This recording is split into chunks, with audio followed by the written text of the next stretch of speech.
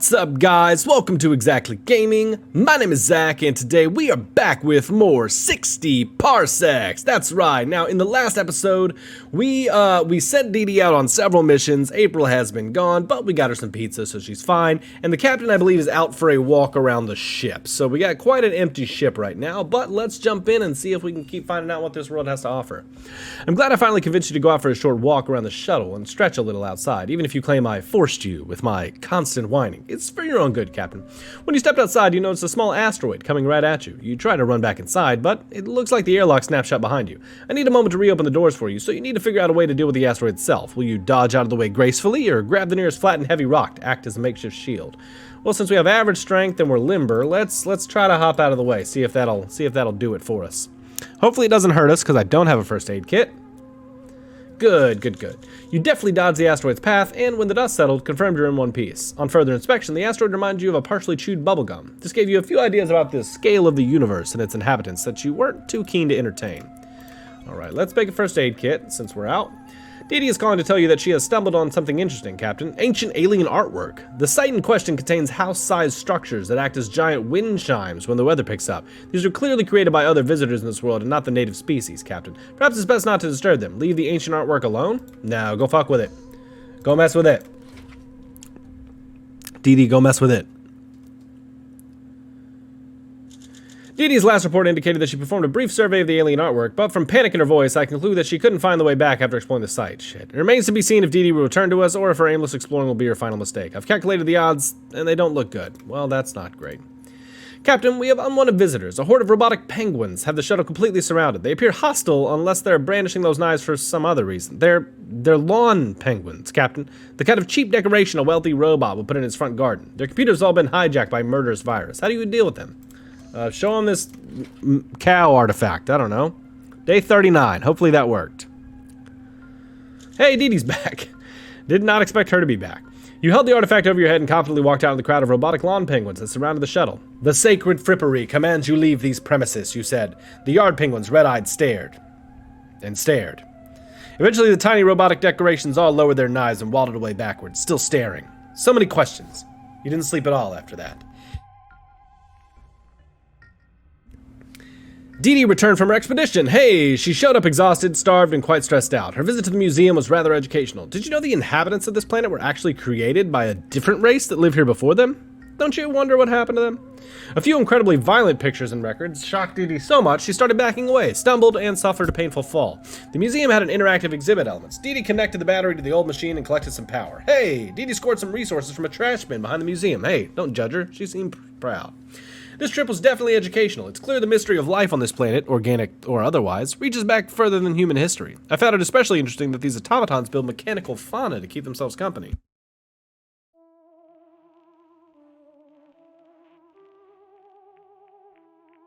Alright, well, I'm starving. Communications array has intercepted a number of transmissions that are referencing a crashed space vessel. I think they're talking about us. Alright. Working on that first aid kit. She's just tired, everything else is alright, and she's starving. We'll give her food. And what's going on? Captain, a transmission was received while you were asleep. I took the liberty of decoding the message for you. What I found were geographical coordinates leading to a place not far from here.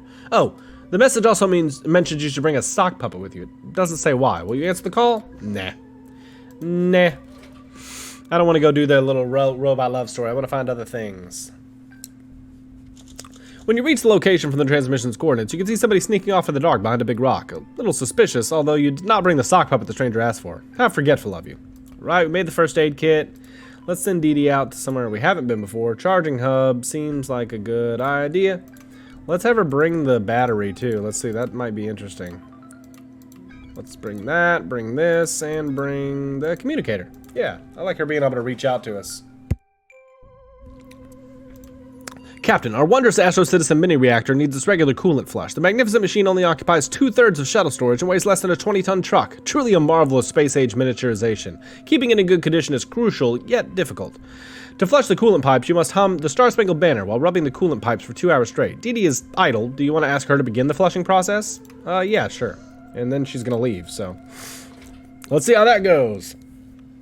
Day 41. Dee gladly obliged when you asked her to cycle the mini-reactor's coolant pipe. She went an extra mile, optimized the coolant flow. This resulted in more power-saving capabilities. You saved some power already. I can't wait to let the other Astro units hear about this. We'll be the talk of the Astro Citizen town. Dee left to pay a visit to the charging hub. Party time. All right. And we got some power. Let's see. What can we craft? Let's go ahead and craft one of these, because you never know when you'll need it. We have a visitor, Captain. A sentient robot introducing himself as Charles D12 is recommending us, or welcoming us to the planet of his people and asking for aid. He hurt his arm in a fall and requires assistance. This is some advanced technology, Captain. I'm not sure if we can do much to help poor Charlie here, though perhaps you can improvise a solution. Yeah, why not? We'll patch him up. We'll patch him up. Why not? You fixed the wandering robot's arm using some tape, truly the cornerstone of human invention. Charlie, he said I could call him Charlie, was properly impressed and offered to repay the favor. The robot shared with us some information about local customs. The mechanical denizens of this planet have renounced violence, and Charlie assures us that we are welcome and should feel safe here. As he was leaving, he promised to throw in a good word for us with his compatriots. Hey, that's nice. There's nothing to report, Captain. I suggest you... Captain, would you mind covering your mouth when you yawn? I thought you got a good night's sleep. Wait, could this be boredom? Yes, I have heard you humans need excitement in their lives to function properly. How curious. Captain, you're sitting in a state-of-the-art space shuttle, drifting through the deep cosmos, full of wonder and mystery. Can you at least pretend you're having a good time? No. I don't wanna. When's Dee coming back with the soup? Day 43. Yesterday started pretty slow and boring, and it stayed this way. I'm not programmed for your entertainment, Captain, so don't count on me to keep you occupied. If they want you to have fun in the shuttle, they would have installed the clown computerized assistant instead. Graphic bleated, hey, we got the sock puppet. What else can we make? Let's do that, and let's eat some soup. Actually, I could wait another day. We're fine. Captain, remember the transmission we received recently? The one with the mysterious coordinates? It's back. Whoever sent that must still be waiting there. No, I'm not bringing the sock puppet. Not doing it.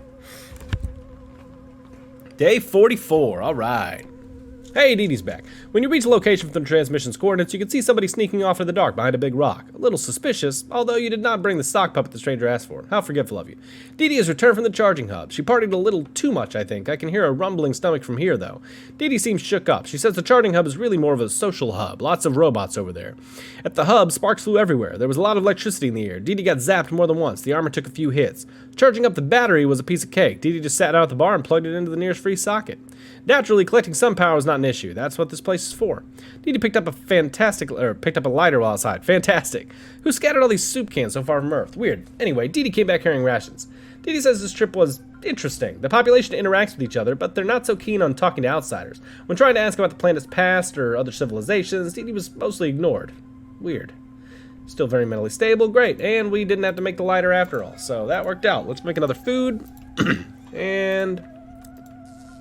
actually, let's not. Let's repair the battery. And then let's send Dee out. Alert! Coffee brewing robots are steaming angrily at our door. They're demanding you release their leader, Captain. I think they mean me. I transmit with them occasionally about things you wouldn't understand, like problems with defragmenting or how code execution feels.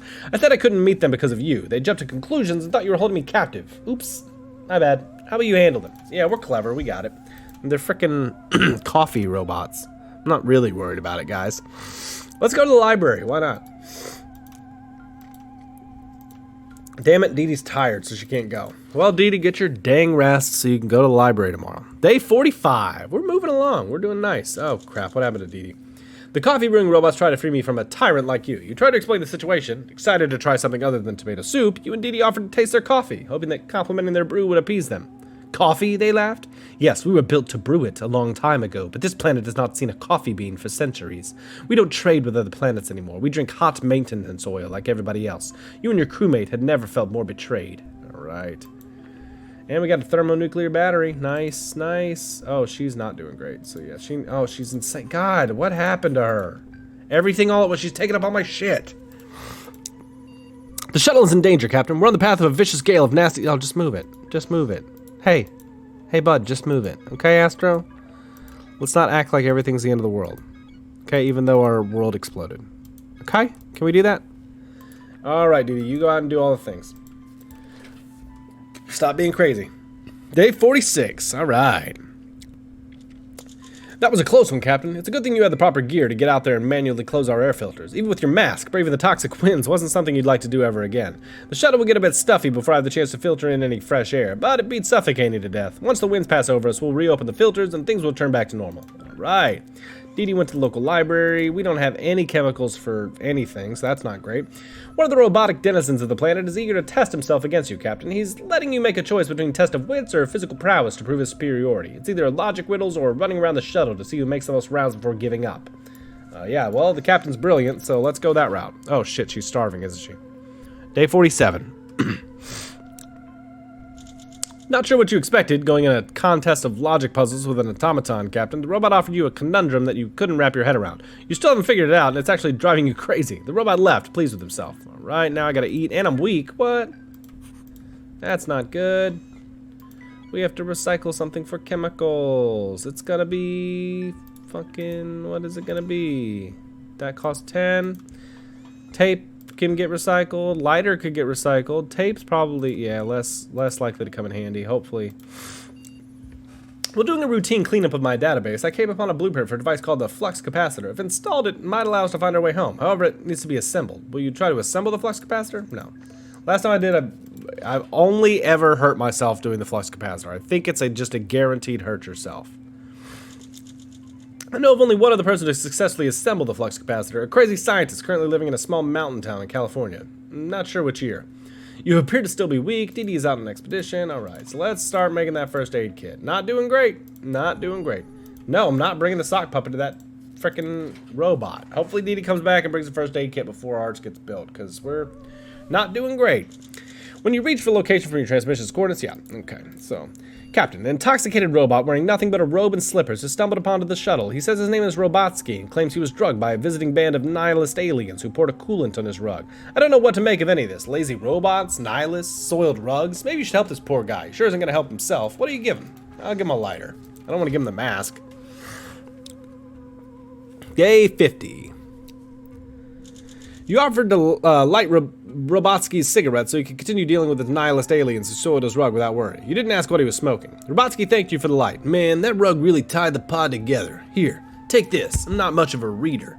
He handed you a handbook before wandering off. Dee Dee returned from her library excursion quite exhausted, probably from all the heavy reading. She complains about a rumbling stomach. I judge her mental state to be a little off.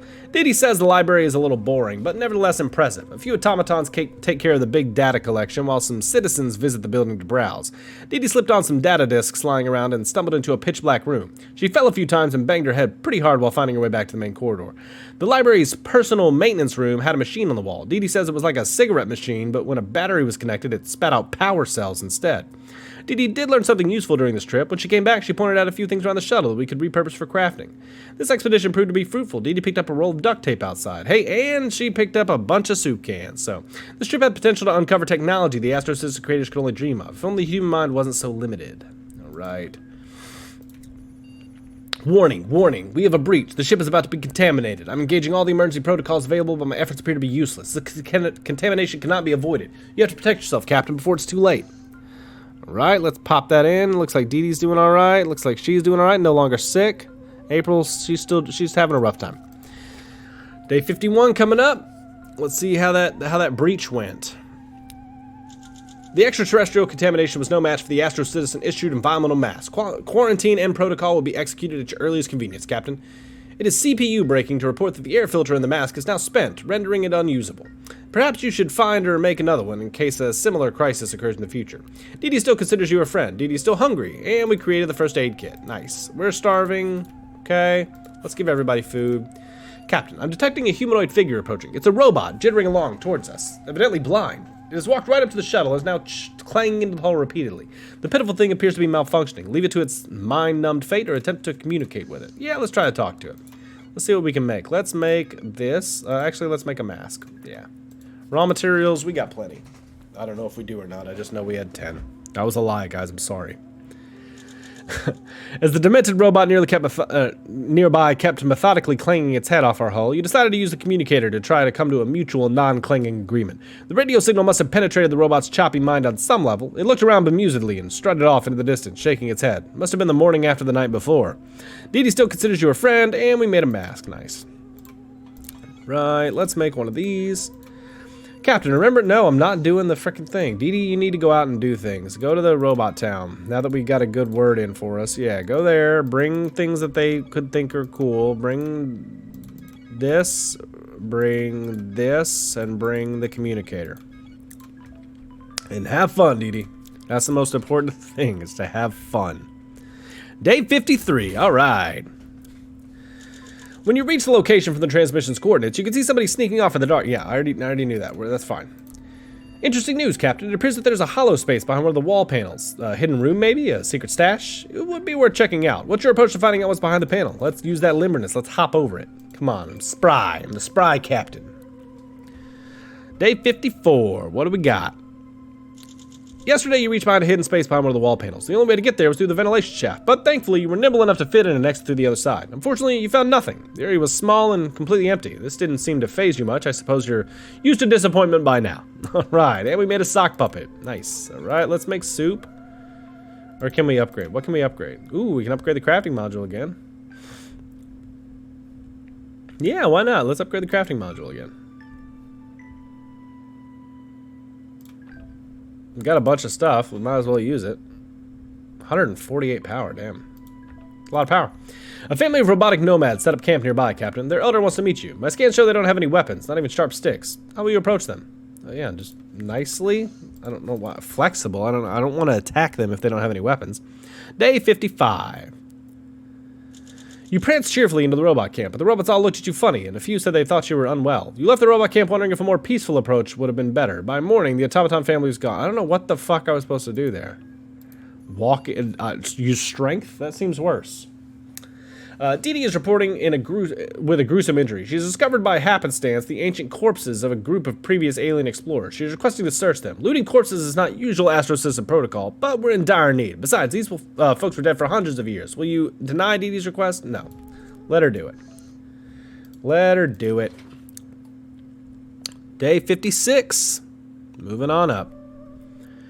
Dee Dee's last report indicated that she searched the remains of the ancient astronauts for supplies. She said it was a struggle even to move such gargantuan creatures. Their race was portly in stature. Unfortunately, it is unclear whether Dee Dee overexerted herself in the effort or if she's conserved enough energy to not collapse in a heap somewhere, never to be found. According to my calculations, it doesn't look good.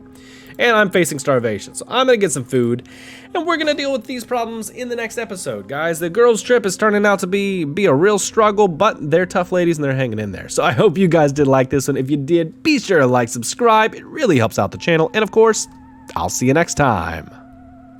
Bye.